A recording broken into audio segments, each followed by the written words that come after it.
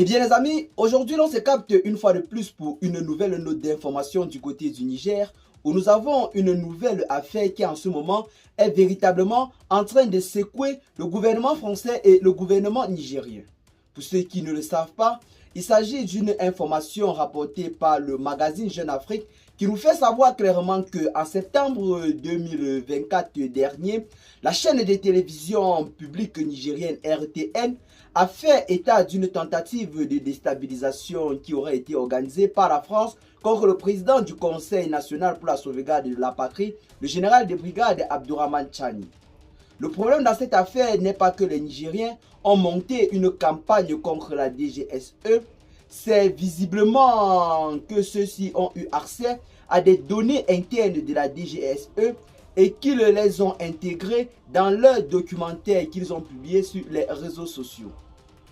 Les sources du magazine ont également déclaré que certains documents publiés montraient des numéros d'identification utilisés par l'administration du renseignement français.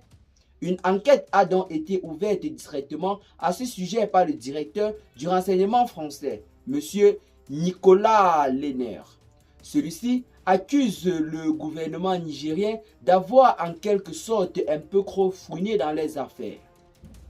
La chaîne de télévision RTN, qui avait révélé en septembre une tentative de coup d'État du côté du Niger, a souligné la présence de ressortissants français et d'agents présumés des services de renseignement français dans le pays ainsi que dans des pays voisins, des pays là qui devraient servir de base arrière de déstabilisation du Niger et des pays de l'AES.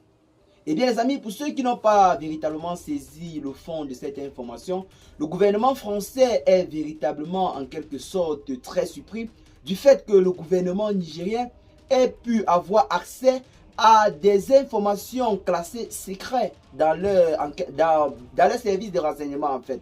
Les nouvelles qui étaient parues par le gouvernement nigérien étaient en quelque sorte emprunt de plusieurs données qui étaient censées être classées secrets, dont détenait le gouvernement nigérien.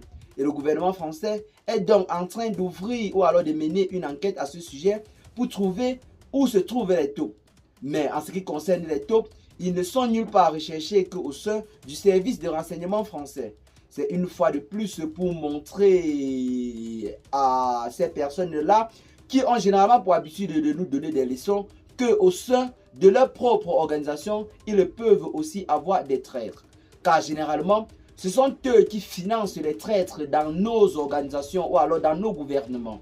Généralement, les coups d'État sont perpétrés par des personnes-là qui auraient reçu de l'argent venant de la part de ces personnes-là, dont ces déstabilisateurs qui vivent dans des pays étrangers ou alors ces États étrangers complices de déstabilisation ne cessent généralement de monter nos propres frères contre nous, ceux-là qui sont généralement appelés des taupes ou alors des traîtres. En ce moment, du côté du service de renseignement, français, autant pour nous, des données auraient fuité et qui en ce moment se trouveraient entre les mains du gouvernement nigérien.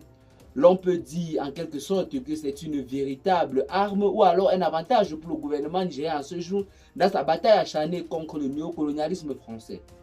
Et bien les amis, si vous avez capté la substance ou alors la profondeur de la vidéo, veuillez nous dire ce que vous en pensez en commentaire. Partagez massivement la vidéo, vos amis, si vous l'avez trouvée intéressante. Abonnez-vous à la chaîne si ce n'est pas encore fait. Et à très bientôt les gars pour de nouvelles notes d'informations.